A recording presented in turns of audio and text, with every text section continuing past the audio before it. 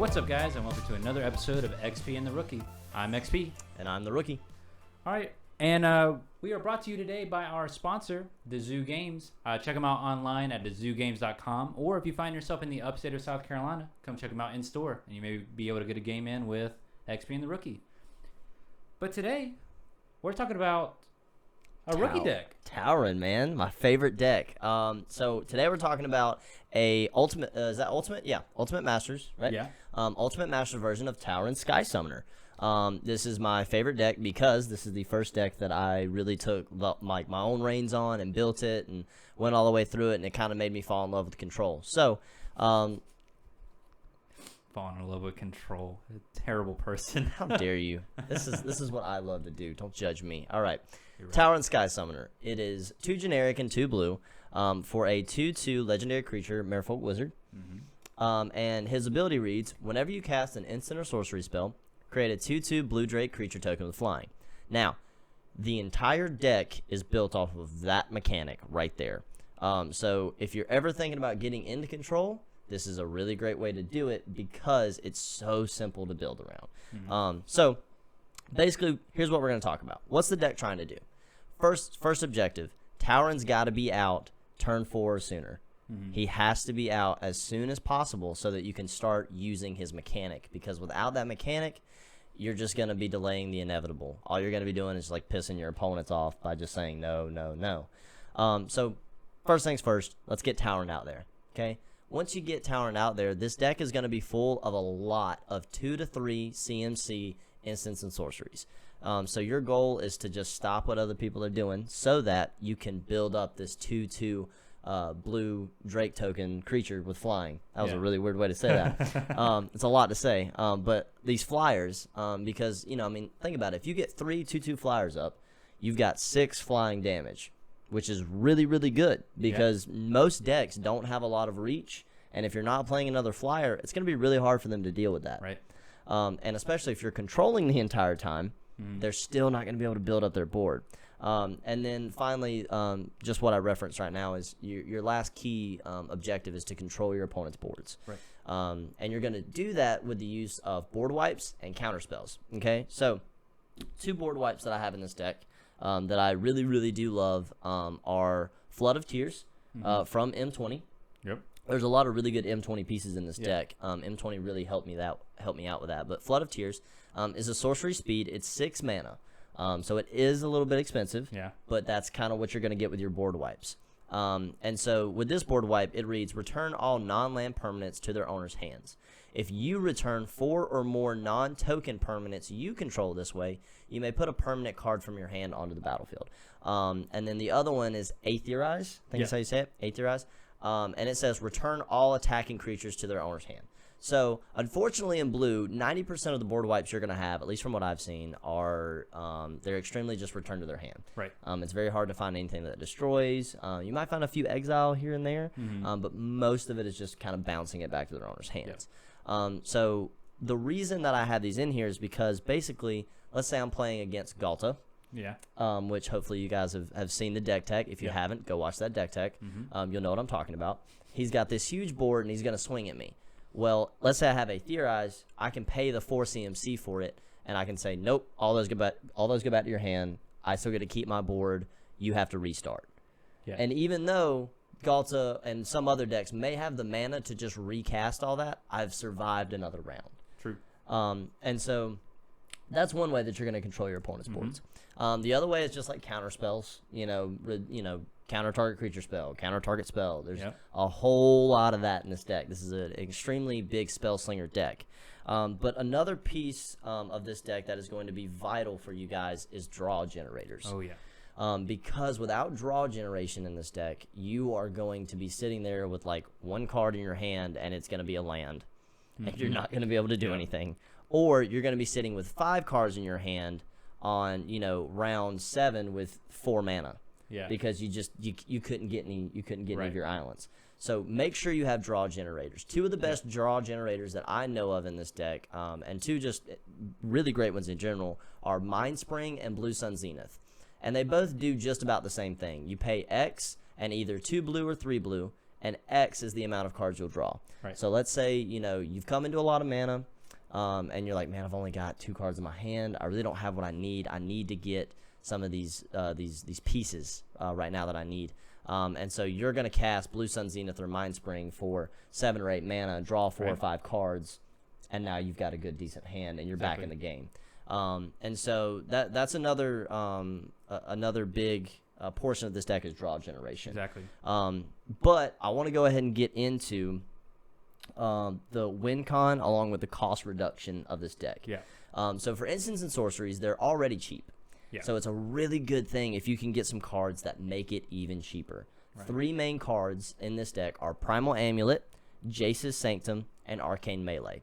Jace's Sanctum and Primal Amulet both reduce the cost of instant sorcery spells by 1 generic mana. Yep. Arcane Melee reduces them by 2.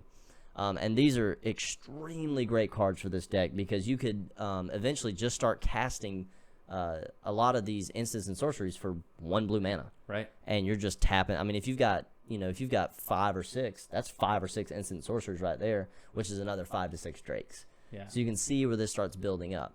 And the win con portion of this that I want to talk to you guys about is, again, built on having a bunch of 2/2 blue drakes with flying. Right. So another portion of it is your token generation in this deck. Mm-hmm. And there's 2 cards that do that mainly that I really love and really want to talk to you guys about are Docent of Perfection, which does flip. It's a creature insect horror. You're going to pay 5 mana, 3 generic and 2 blue, for a 5/4 creature insect horror. And it has flying. And it says whenever you cast an instant or sorcery spell, just like Talrand, you put a 1/1 blue human wizard creature token onto the battlefield. And then if you control 3 or more wizards, you can transform it into its flip version, which is Final Iteration. Final Iteration is also a creature. It's an Eldrazi insect, and it's a 6/5 with flying. And this is where this card gets a little silly. Yeah. It says wizards you control get +2/1, so they get 2 power and 1 toughness, and they gain flying. And it also has a third row of text that says whenever you cast an instant or sorcery spell, you put a 1/1 blue human wizard creature token onto the battlefield. So if you have Talrand out, which is already 1 wizard, and you're casting these 1/1 wizards, it's going to give Talrand a +2/1. Right. And it's going to give all these other wizards +2/1. So now you have who knows how many 3/2 wizards, all with flying, not to mention all of your drakes that have flying. And to add insult to injury, you have Metallurgic Summonings, which says whenever you cast an instant or sorcery spell, create an XS colorless construct, artifact creature token, where X is that spell's converted mana cost. Oh, man. So if you can get this out, it's a 5 cost, 2 blue and 3 generic, just like Docent of Perfection. If you can get this out early, as early as you can, you're going to start throwing up a bunch of cheap, 2/2, 3/3, 1/1s, and it's just going to become a little bit overwhelming for your opponents.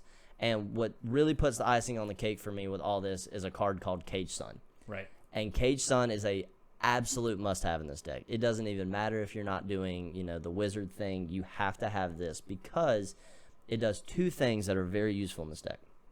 So the first one is as it enters the battlefield, you're going to choose a color. We're mono blue. We're choosing blue. Right. And it says creatures you control the chosen color will get +1/+1. So all of your drakes going to get +1/+1. Yep. All of those wizard tokens we were just creating going to get a +1/+1. All those all your other creatures that you have in the deck are going to get +1/+1. Yep. But what's really great as well is this third line of text, and it says whenever a land's ability adds 1 or more mana of the chosen color to your mana pool, add 1 additional mana of that color to your mana pool. And basically all that text says is that all your islands are now going to tap for 2 instead of 1. And that's an artifact. So that's going to be there until someone destroys that artifact. Right.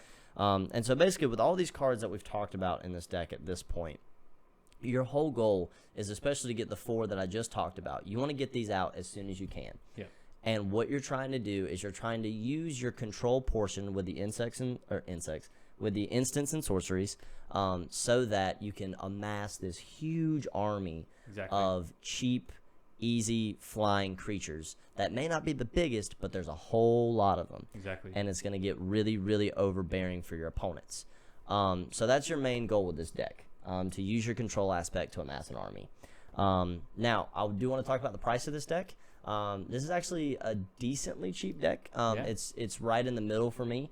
It's $89.29 as of the day of filming. Yeah. And so basically, guys, this can be a really good starter deck for you because $89, yes, is expensive. However, commander decks can run thousands of dollars. They can run hundreds of dollars. This is a really good, cheap commander deck that's going to help you know whether or not you're going to like control. And it's also a very effective deck once it gets going.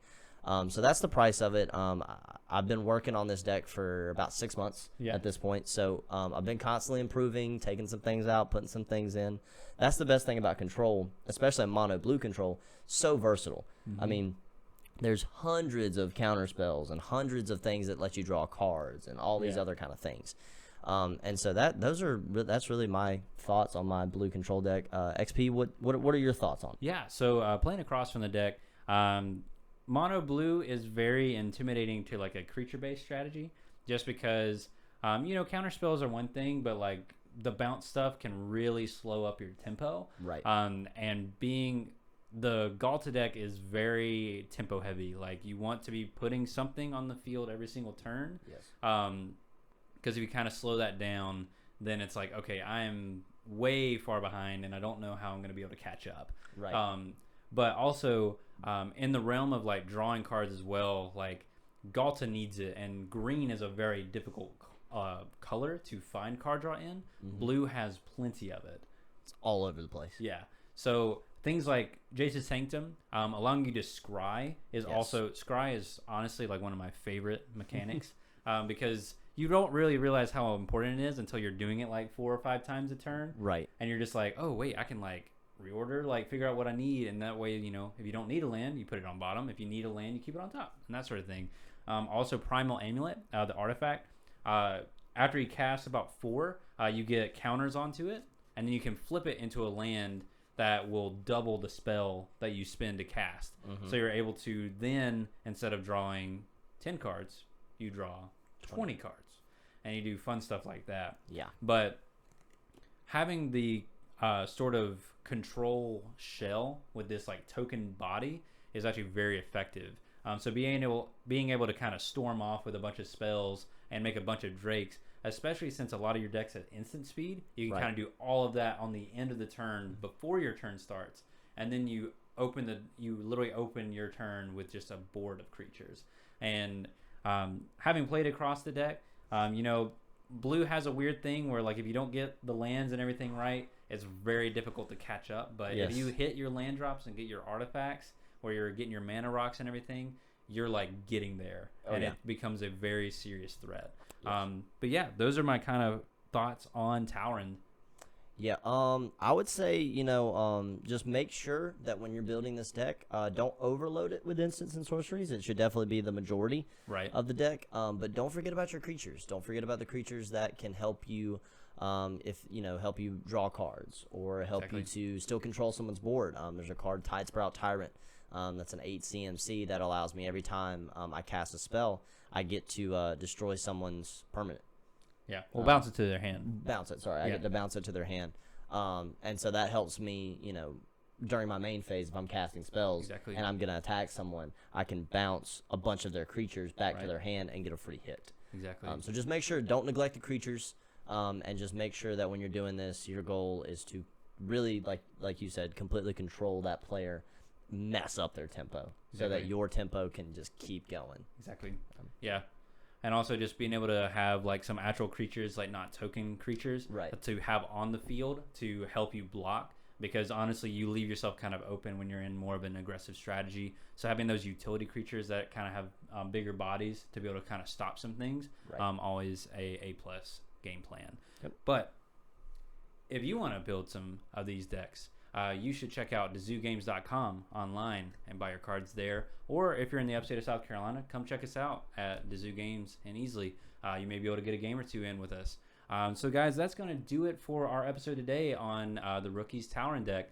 So thank you for joining us. And in the comment section below, leave us who your favorite blue commander is. What decks are you building? Just let us know what you may want to see in the next one. And speaking of which, we'll see you in that next one.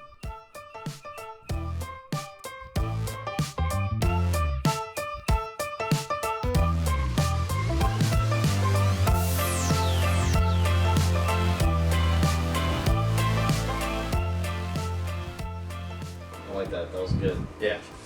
Segway man. Segway man. Heck yeah. If you didn't stop recording during Segway man, I might put that up.